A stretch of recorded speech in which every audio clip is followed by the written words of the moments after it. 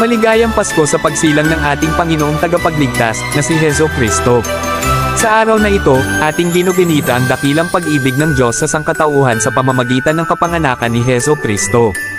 Siya ang liwanag ng sanlibutan, ang ating tagapagligtas, at ang dahilan ng ating pag-asa at kaligtasan.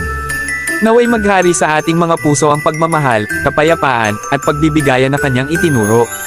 Sa bawat ngiti, yakap, at handog, naway magningning ang tunay na diwa ng Pasko ang pagkakaisa sa pananampalataya at pag-ibig sa kapwa.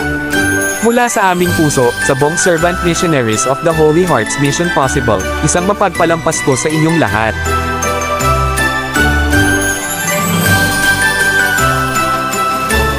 Pasasalamat sa aming mga taga-suporta ng misyon.